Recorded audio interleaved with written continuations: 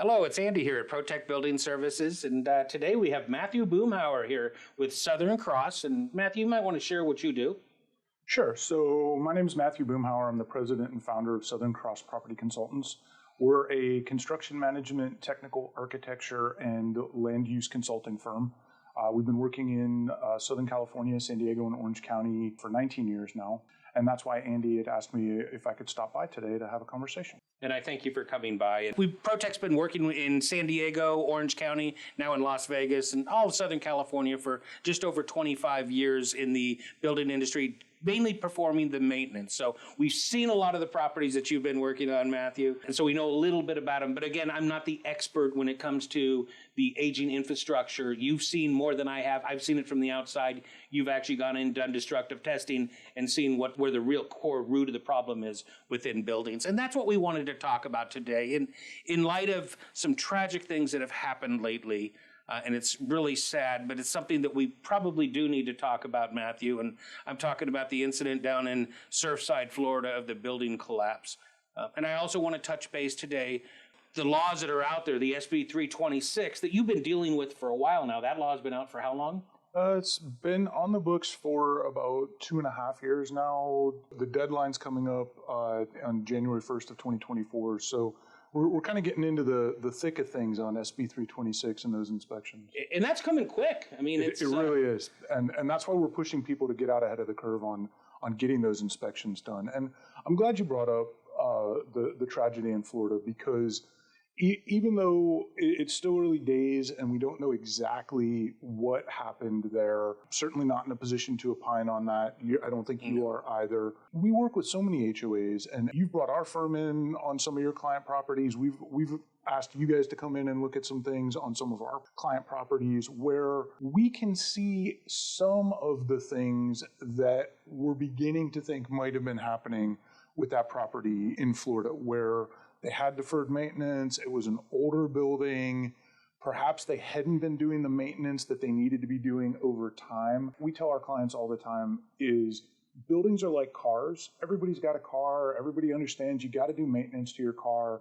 And if you don't, bad things are going to happen to your car. And for some reason, we all understand that.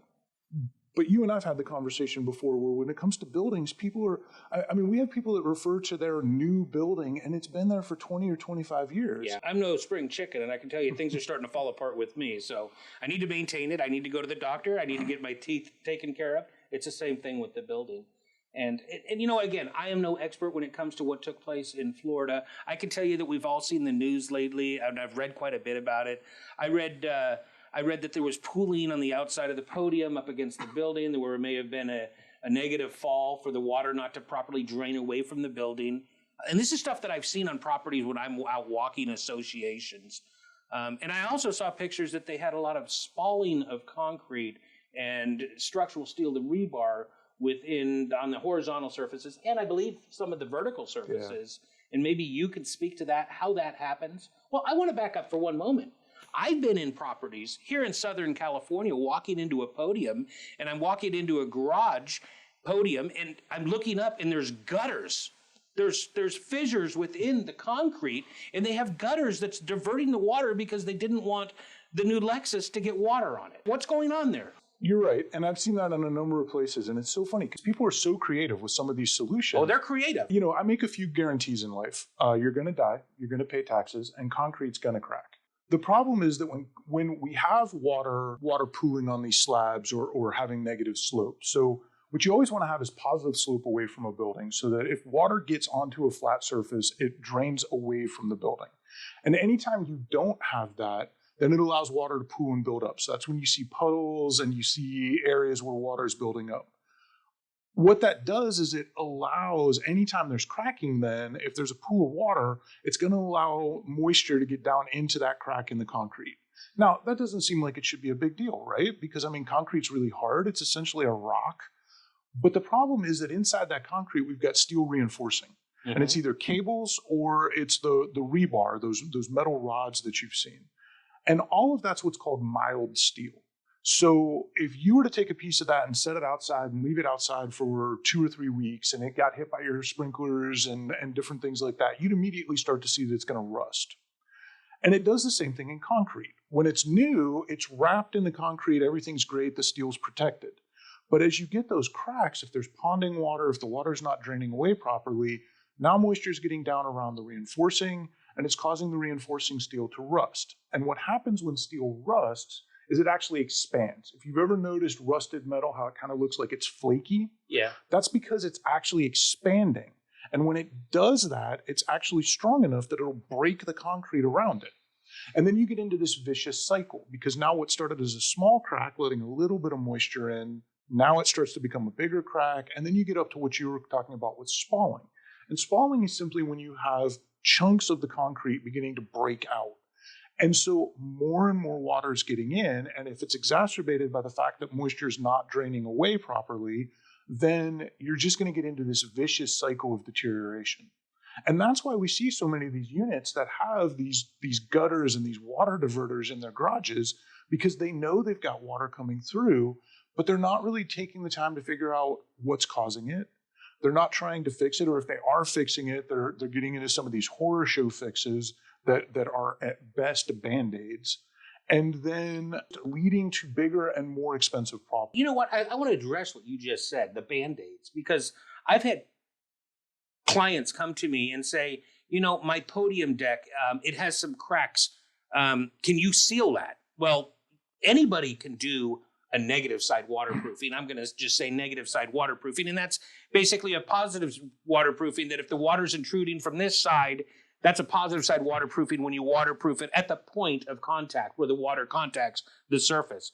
Negative side is trying to waterproof it from the underside. Correct me if I'm wrong. No, you're exactly correct. So they come to me and they say, is there anything you can do? And I know that there's people that actually say, yeah, we can do an epoxy ejection, which is a negative side from the underside, injecting epoxy into that. Is that actually a fix, or are we just Band-Aiding, or are we turning our head? What are we doing? So, Andy, as you know, I'm licensed in California as both an architect and an attorney.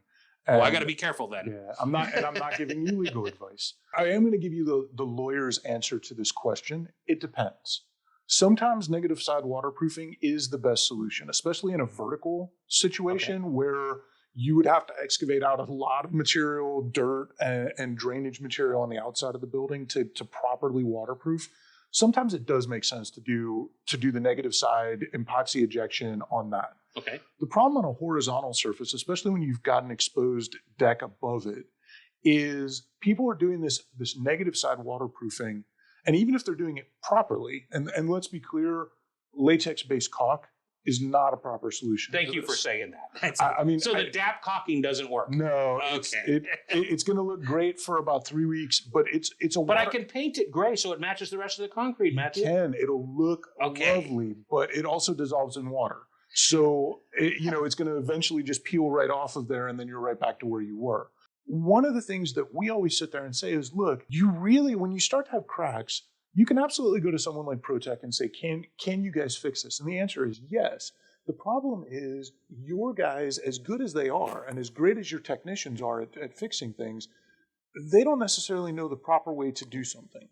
And that's not your area of expertise. And that's why it's so critical to bring in for a homeowners association or a manager to bring in an expert. And there are times we'll even sit there and say, hey, look, we're not the right people to be looking at this. We've got a structural engineer that does a lot of forensic structural evaluations that we work very closely with on a regular basis. So there's times we'll walk in and look at something and go, oh, okay, we sort of know what's going on here, but in order to really come up with a proper fix, we need to bring in some other folks that can help supplement our team, help us figure out what the right products are, the right systems, and how we want to actually go about trying to resolve this so that it's a permanent solution and not something where you're just throwing good money after bad. And the last thing we want to do is install another defect. Exactly. So we're not looking to do that. So I'm glad you cleared that up for me. So that's safe to say, speaking to the managers and the board members that are out there, the things they should be looking for when they're walking through, when they're seeing cracks within the concrete. Concrete's going to crack. You told me that. It's going to cure and it's going to crack. We realize that. But if they're seeing cracks and they're seeing water that's passing through it, is that a red flag? That's absolutely a red flag. I mean, the minute you see water passing, you're in a property and you're realizing that you need to come up with a solution to deal with diverting water away from something, that's an immediate red flag. Whether it's water that's pooling next to a building, or it's flowing back onto somebody's patio, or it's coming through a concrete slab. I mean, anytime you see something like that, it's a red flag. And you can't just treat the symptom, the water that's coming through. You've got to really figure out what's the disease. What's the root of the problem. Exactly. Yeah. But I think it was real educational. I think people will benefit from this. And I think we should probably do this again and give an update on it. So I want to thank you for your time. No problem. And thank you for having me in. I'm glad we were able to do it. It's been a pleasure. Thanks.